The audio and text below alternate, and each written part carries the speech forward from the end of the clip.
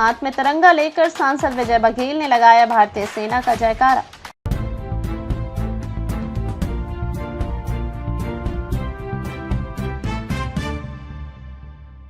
Operation सिंदूर की खबर मिलने के बाद पूरे देश भर के साथ साथ लघु भारत भिलाई में भी अलग ही माहौल देखने को मिला है। लोगों में देशभक्ति का जज्बा खूब नजर आ रहा है। इधर सांसद विजय बघेल भी सुबह से ही अपने मॉर्निंग वॉक ग्रुप साथियों के साथ में अपने हाथों में तिरंगा लिए भारतीय सेना के जज्बे को बढ़ाते हुए जयकारे लगाते हुए सड़कों पर निकल गए। भिलाई टाउनशिप के सिविक सेंटर में एक विशाल विजय रैली निकाली गई। इस दौरान सांसद विजय बघेल ने कहा कि ऑपरेशन सिंदूर से प्रधानमंत्री नरेंद्र मोदी पूरे देश की उम्मीदों पर खरे उतरे हैं। प्रधानमंत्री, भारतीय सेना ने पाकिस्तान को अच्छा सबक सिखाया है। पहलगाम की घटना के बाद से ही देश भर में पाकिस्तान के खिलाफ आक्रोश की स्थिति बनी हुई। पाकिस्तान के इशारे पर आतंकी संगठन भारत देश और यहाँ के आम नागरिकों को लगातार नुकसान पहुंचाने का काम करते रहे हैं। आज पाकिस्तान को प्रधानमंत्री नरेंद्र मोदी ने मुंह तोड़ जवाब दिया।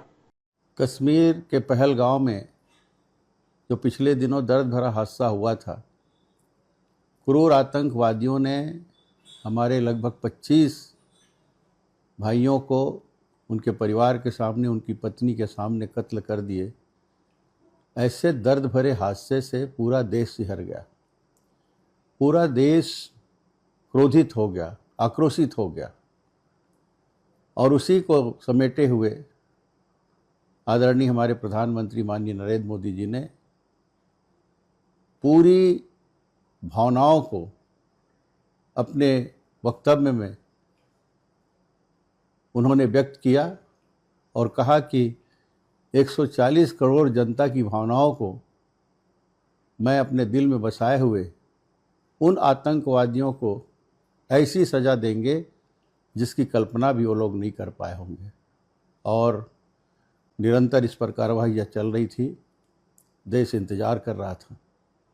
और कल जिस तरह माननीय प्रधानमंत्री जी ने, माननीय रक्षा मंत्री जी, माननीय गृह मंत्री जी और तीनों सेना प्रमुख, जवान, सुरक्षा के सभी अधिकारी, सब ने मिलकर जो यहाँ से, भारत से 130 किलोमीटर दूर जहाँ पर पाकिस्तान में आतंकी बसते हैं, उनका अड्डा है, वहाँ पर बमबारी करके उनको छत विशत करने का जो साहस किया है, जो हिम्मत की है, जो भारतवासियों के मान सम्मान को बढ़ाया है, उसके लिए पूरे भारतवासी पूरे मन से, दिल से उन्हें धन्यवाद देते हैं।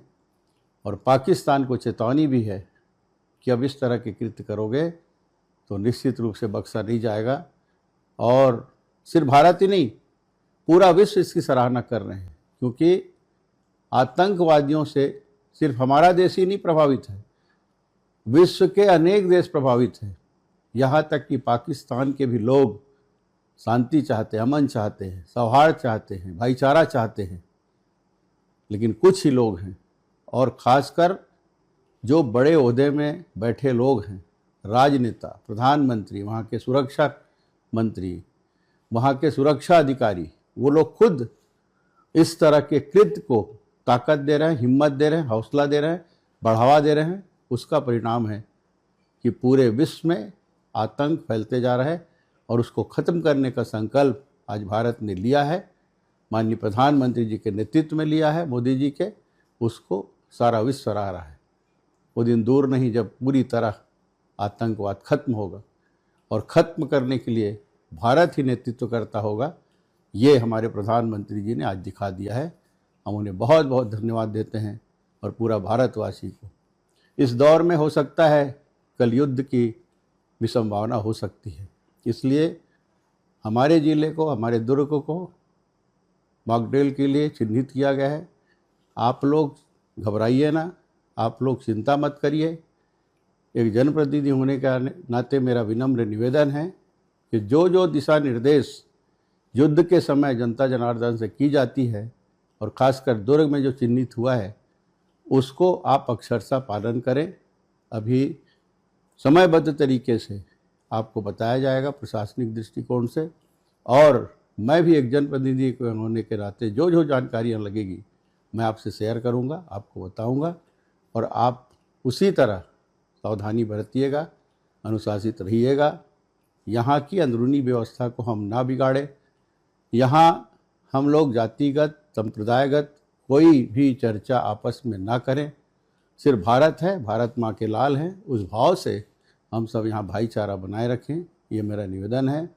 और माताओं बहनों से विनम्र प्रार्थना है आप सभी से कि आप सब घर में बैठ के हमारे वीर जवानों के लिए प्रार्थना करिए। ईश्वर उनको शक्ति दे, सामर्थ्य दे, ताकि और दुगुने उत्साह से, दुगुनी ताकत से वो लड़े और भारत को विजय श्री दिलाए।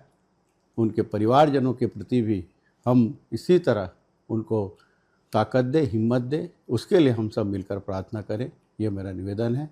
बहुत बहुत धन्यवाद।